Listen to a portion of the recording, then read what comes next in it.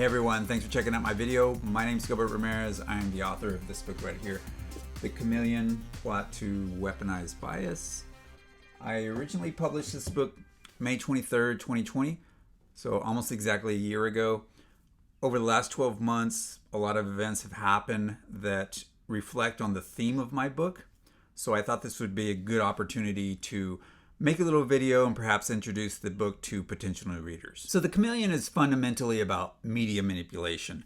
It's filled with historical facts about the first 2 decades, the evolution of the internet. However, they're all baked into this fictional biography of a very likable but flawed protagonist. The timeline for the story roughly corresponds with my own.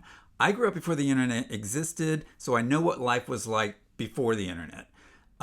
Yet I've worked in digital media since 2005, right around the time Google and Facebook and a lot of analytics platforms, apps, and WordPress were being introduced. So I feel like I'm kind of uniquely positioned to tell this story. So if you're interested in what the book is about, I'm going to just take a moment to read you my updated Amazon book description here. It's not that long. Okay, here we go. John's boutique marketing agency is thriving. As a result, his tech-savvy skills are in high demand. So when a baron of industry taps him for his expertise, he jumps at the chance. All is great until his new client asks him to influence a political election. While he hates the idea, he reluctantly agrees. When he finds himself in murky waters, he sets out to mend his relationship with his childhood mentor, Sandy. But will he heed her warning, or has he already gone too far? There you go. So with the story, I purposely try to document what life was like before the internet, because those days are pretty much gone. And then I contrast it with what modern life is like. It's a lot busier, it's a lot hecticer, it's like media saturation. So while the book roughly takes place between 1990 and 2016, the theme of media manipulation is timeless, whether we're talking about the Gutenberg press or virtual reality platforms. So as a side note, my original idea around 2008 was to write more of an academic, nonfiction book about media literacy. At the time, media literacy programs didn't exist, at least not the way they do today. So I wrote my outline, and then I sidelined it because work and family were just kind of hectic at the time. Fast forward to 2017, when I actually did sit down to write the book, I just felt like the creative route was one that I wanted to explore. So the end result is something that's part education. There's a lot of media literacy nuggets baked into the story, but it's a whole lot of entertainment as well. So since I published my book about 12 months ago, many events have taken place. Your interpretation, your perspective on these events largely depends on the media you consume, and I'm equally as guilty here. And I'm not just talking about journalism, fake news. I'm talking about social media commentary, YouTube rants, advertising, entertainment, opinionated columns, whatever it may be. Here's a list of 12 events that happened over the last 12 months, and I want you to think about the amount of content that was created in an attempt to influence or persuade you into viewing those events one way or the other. Number 1, 2 days after I published my book, George Floyd lost his life, or was killed, however you want to word this. Number 2, the COVID-19 pandemic hit. Number 3, the UK withdrew from the European Union. Number 4, the Black Lives Matter movement kicked into overdrive with marches, protests, riots. Number 5, various white nationalist groups staged rallies. Number 6, numerous cities in the South chose to remove statues of Confederate leaders, sparking the cancel culture debate.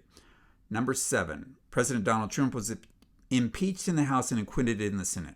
Number 8, the 2020 presidential election happened, followed by the questioning of its legitimacy. Number 9, the United States officially withdrew from the Paris Climate Agreement. Number 10, various conservative pundits have alleged election fraud against different offices of corporations. Number 11, the March riot storming of the U.S. Capitol happened on January 6th. Number 12, several broadcasting companies have been sued for allegations of defamation or libel. And I'll just throw in one more we had numerous mass shootings over that period. So ultimately, I baked my media literacy curricula into the book. So I think it's enlightening in that regard, but it's also engaging as well. Using this route allowed me to detail the 4 components of the basic communication model, which are the message creator, the message and the medium, and then the message receiver. But I did so using compelling character motivations and conflict, where the dialogue is provocative, if not offensive, because that's the way manipulative content is on the internet. So while my book can be controversial at times, I think it serves as a satirical warning. We are in uncharted territory with regards to freedom of speech.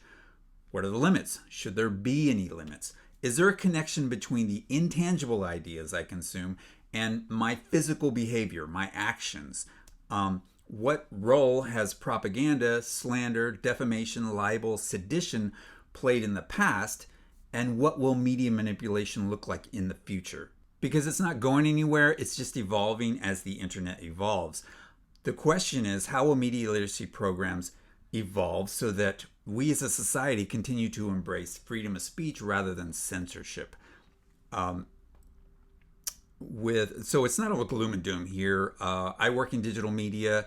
The internet's a mixed bag. It can be used for good or bad. I tried to build a compelling storyline around some of the darker web practices in the Chameleon. I have 2 goals for the book. I want it to be entertaining, and I think it will be for you. Number 2, I want you to walk away from the book a little more critical of how you are being influenced or persuaded or perhaps just validated. Modern media manipulation is a sophisticated science, and it will continue to be so for the foreseeable future. Check out the Chameleon. It's on Amazon. I'm trying to get it up on Ingram Spark for wider distribution. That should be available rather soon. Thanks for checking out my video. Bye, guys.